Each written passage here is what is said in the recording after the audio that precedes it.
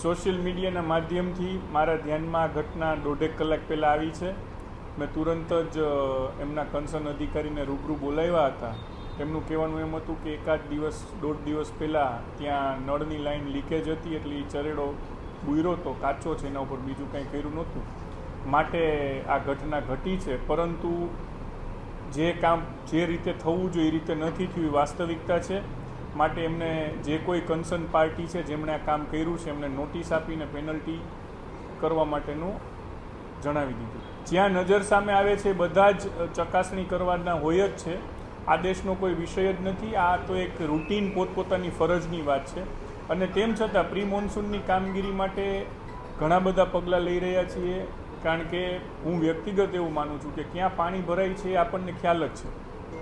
કોઈ નવી જગ્યા સર્જન નથી થતી કે આ જગ્યાએ પાણી ભરાય. દરેક સિટીના જે પાણી એકત્રીકરણના પોઈન્ટ્સ છે એ બધાને ખ્યાલમાં જ છે.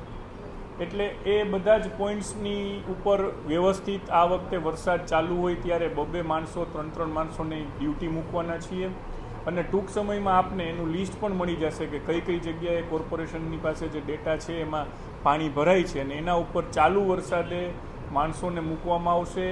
જે એન્જિનિયરની જવાબદારી છે ચાલુ વરસાદે રાઉન્ડ ધ ક્લોક એનું મોનિટરિંગ કરશે અને પદાધિકારીઓ પણ મોનિટરિંગ કરશે.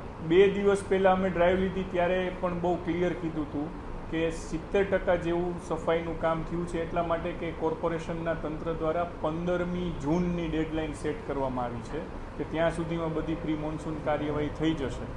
પરંતુ આ વખતે તો હવે શક્ય નથી, પણ આવતા વર્ષથી 20મી મેની ડેડલાઇન સેટ કરવાનો આદેશ પણ આપી દીધો છે.